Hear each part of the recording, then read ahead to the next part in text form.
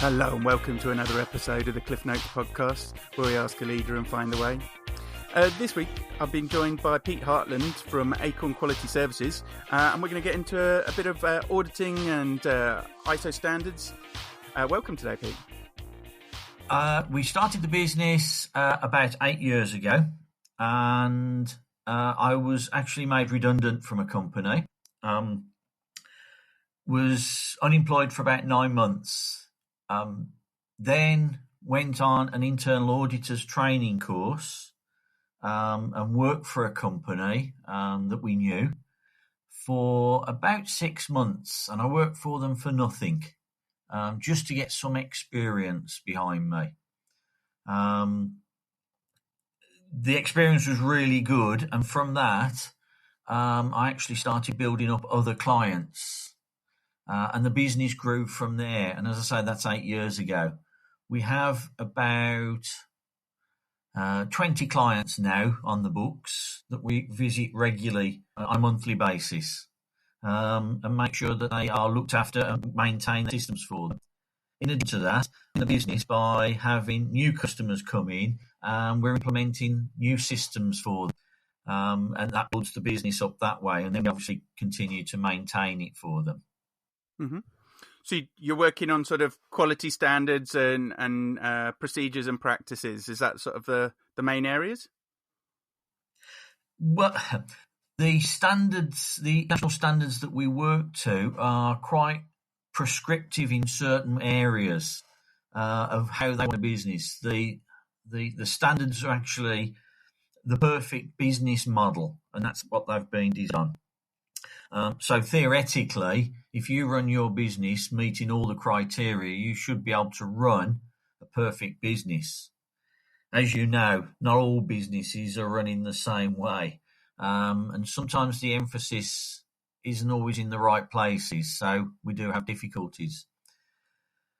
Part of putting the systems in is understanding that specific business and what they do and how they do it, more to the point. So we can design a system that helps the business manage that business. It all depends on the business and what they do. But it is about us going in and understanding how they do it. Okay. What are common standards that you work with then? Of the international standards we work to, we have a tendency to specialise mainly in aerospace companies. The standards for those are AS9100 and AS9120, which is two very similar standards. In addition to that, along aerospace, we also work with ADCAP audits as well, which is designed for special processes within the aerospace industry. The other standards is the 9001, which is the general standard for running businesses. Now, I've put 9001 systems into so many different types of companies, from a mental health charity to a toy importer to a sand casting foundry. So the 9001 standard is very varied. We cover 14001, which is the environmental standard, the old 18001 and 45001, which is the health and safety standards. We cover 13.5, which is the medical devices, and the IATF, the 649 automotive standard, which is similar to the aerospace standard. And we also cover complete CE marking for medical devices. So, varied pool of specific standards there. I'm familiar with the ISO 9001.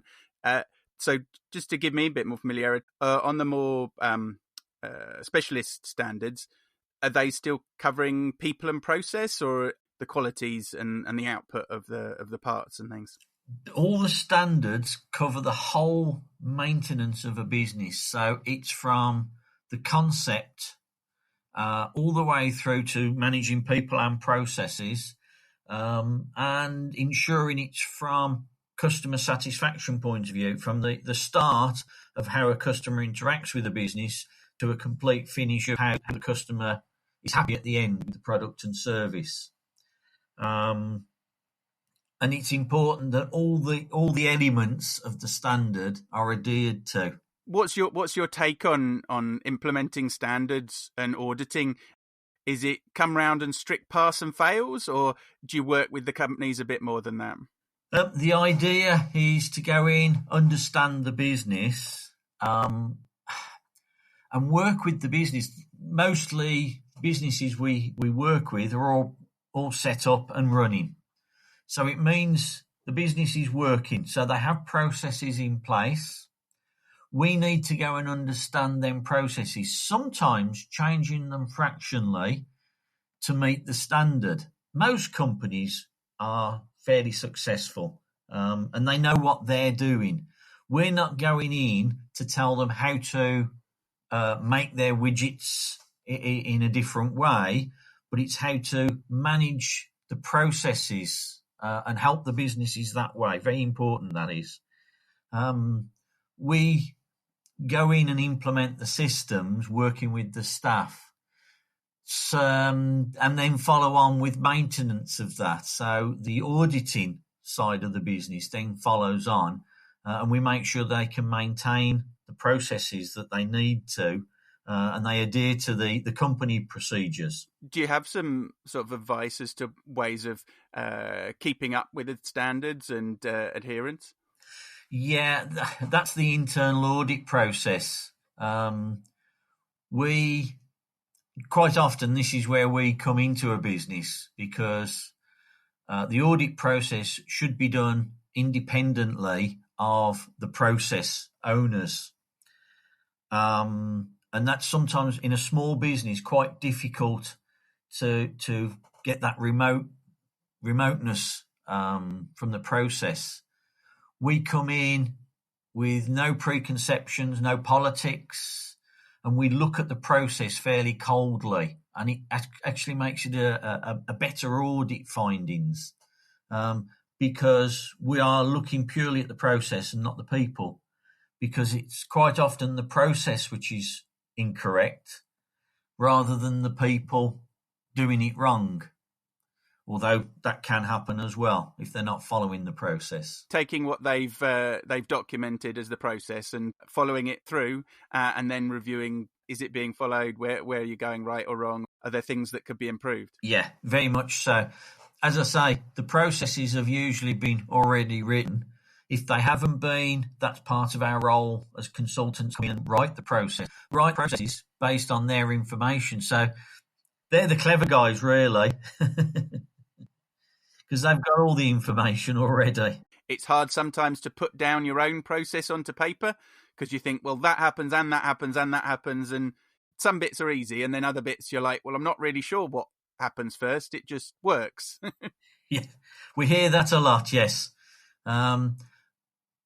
We have to look at that. The processes have to be simple enough for everybody to understand and follow.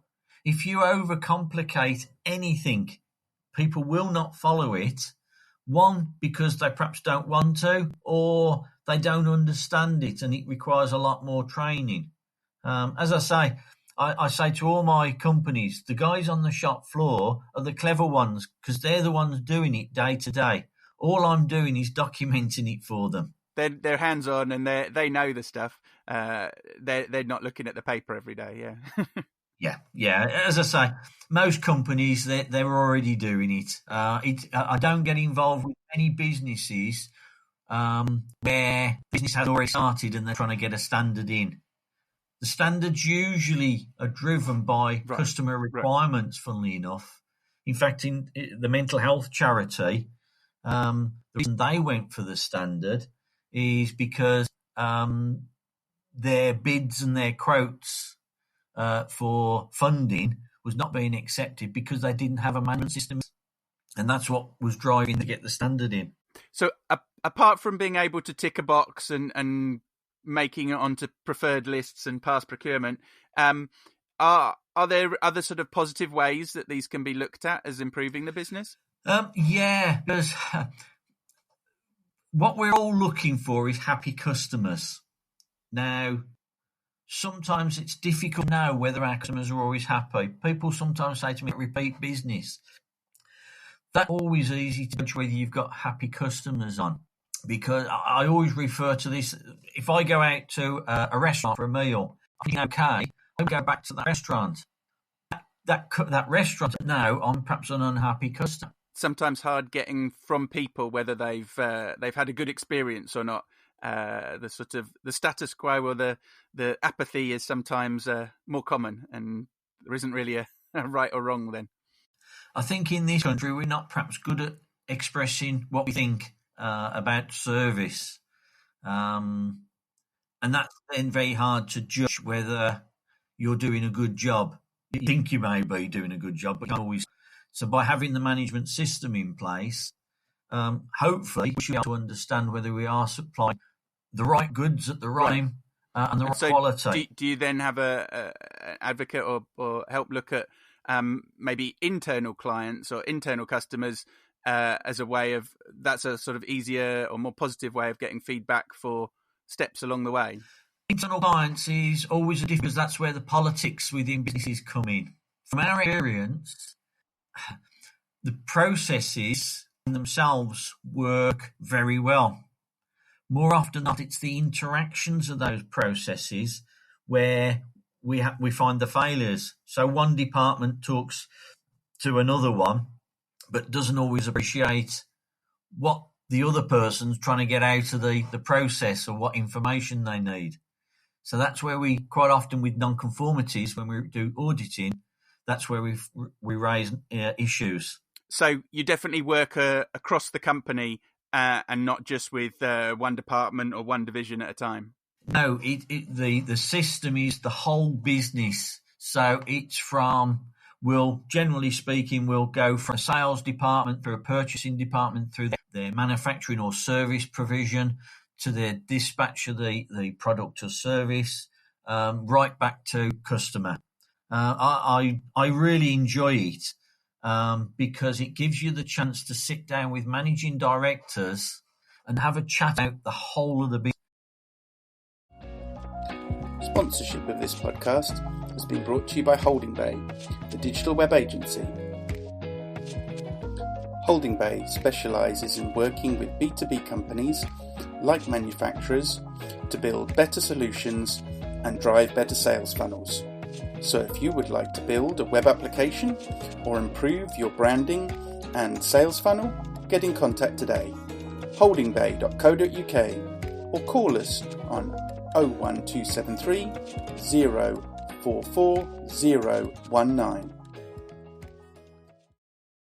And the standards changed recently, and that's been one of the biggest changes, that we actually get time now to sit with managing directors and talk about their business, and it's fascinating. But you then have to walk the floor, and you don't just follow the paper trail. You walk the floor and talk to the people and see where the goods are coming in and out. Yeah, it's very much then about hands-on, is understanding how people do their job and what facilities they've got, what resources, and building the picture up that way. And the standard is, as I say, quite prescriptive about what is required and what isn't required. It doesn't tell you exactly how to do it, but it tells you what you need to do. And just then to bring that into what you need to do, do you have any sort of tips or anything that makes the audit go better and I guess your job a little bit easier, but the business's job a bit better? Should you be big preparing for an audit, or should you just expect one all the time and standards are always the same? In an ideal world, we should be ready for an audit at any time. Unfortunately, it doesn't quite work like that. I've been into companies where the quality manager has sprung an audit onto a department. I arrive and the members of staff that I need to talk to aren't there. They're on holiday or they're off ill. So surprise auditing doesn't always work as internal audits. The business should be running the processes on a daily basis. staff be aware. We should be able to talk to anybody and they understand what they should be doing. Because bear in mind that the processes are written around the staff that have already been there. So it's only about following other members of staff processes. They should be the daily practice and the daily things that are followed to adhere and keep those standards up reliably, yeah? Yeah, very much so. It's all about following the processes. And this is where, when we audit, part of what we have to do on an audit day is prepare. And that's from us. We have to have a look at the procedures in place for the process that we're looking for and try and get to understand what should be happening. Because what should be happening isn't always what we see exactly happening. And I always say we're the good cops. If we find something, it's fine because we can fix it before the external auditor comes in. And that's what the process is about. The audit process is about finding your own issues, fixing them before you get found out on an external audit. Gotcha. So it's more of a coaching or a companion. You're there to sort of shine a light on things that might have been overlooked rather than stamp down on things and tell people they've got wrong. Yeah. The skills we have as auditors is always about people skills. We need to be able to have a sit and have a chat, get the person relaxed, because if we go into somebody and interrogate them, we're not going to get the best of that audit. And that's important to understand that. So it's very much about people skills from our side. Then it's about the questions and the type of questions we ask. A lot of what we ask are open questions, and that starts getting people to answer a bit more fully rather than yeses and nos. And that sometimes is listening to what they've already said to us as well. So it's a questioning and listening skill we have to have. I mean, how long does an audit take when you're working with a company, or do you run these sort of a couple of times a year and you can do them in a week or so? Or ideally, what I always say is one audit, one day, because we need an hour and a half, 2 hours to read the procedures that you've already got. We spend something in the region of a couple of hours probably sitting talking to people, because sometimes processes are quite complicated. We need to understand what they do. And as you can imagine, walking into a completely separate business where we've never met them before, we don't really know what they do, we've got to say whether they're doing it right or wrong, is an important role for us. But we then have to then write a report. It's in detail. It has to show what we've looked at, what documents, whether they're right or wrong. Those documents are then referenced, which all documents need a reference number on. So anybody can question what we've done afterwards.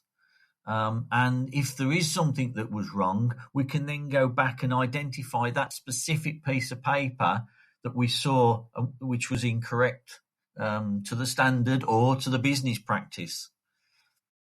It's been an education, learning how you work through this and how much you work hand in hand with the people on the floor and management to make this work for people. I mean, just as a leaving question, we're come around and talk to quite a few different people in different businesses, and I find that it's a sort of, maybe it always is, but it feels at the moment sort of a changing times, and different supplies and things are moving, and people are reshoring or offshoring in different ways as they've done in the past. Do you think your work here is part of shaping a new future and helping these companies grow? I would certainly like to think it is. I'm always very proud of any of the companies we get through certification. What's nice from our aspect is that we then go on to a maintenance program. We have quite a few companies where we implement the systems and then hear that they've managed to gain contracts as a result of having the certification in place. This happens a lot with the aerospace industry, as you can't generally supply unless you've got the standard in place. So it is a little bit of an egg and chicken. But once people have got the aerospace standard in place, they have access to be able to quote and bid on work. We've had a recent company where it's a 6-man business. They've got the standard, and we went through a custom with them. And as a result of that and that support, they've won an £8 million contract over 4 years. They're over the moon, as you can imagine. That's great. So positive input to all this sort of working through the paperwork and process and having to rethink over stuff that just comes natural every day does pay off in growth and opportunity. It does, very much so, yes. That's great. Well, that's a nice positive note to leave it on. It's been great having you join us today, Pete. And what would be the best way of people, or internal audits or advice on the standards? Should they just come and contact you directly, or come and speak to your company, Acorn Quality Services? Yes, please. We've got a website, acornqualityservices.com. And that's obviously www. You're based in the UK. Do you cover all the UK, or have you got particular areas that you work more closely with? We're based in Wooster, and we usually have a 2-hour drive around, but we do go further afield than that. It all depends on what the requirements are from the customer's side. But that's been great. Thanks very much for your time, and we'll look forward to speaking to you again. Thank you very much. Thank you for joining us again on the Cliff Notes podcast. If you'd like to get in contact with me or the guest, you can do so directly on the website, cliffnotespodcast.com, or on Twitter @cliffnotespod, or we'll put the details for Pete, the guest, and his business, Acorn Quality Services, in the show notes. If you can like, share and subscribe to this on different social media channels, and it's published up on iTunes, Spotify. Thank you.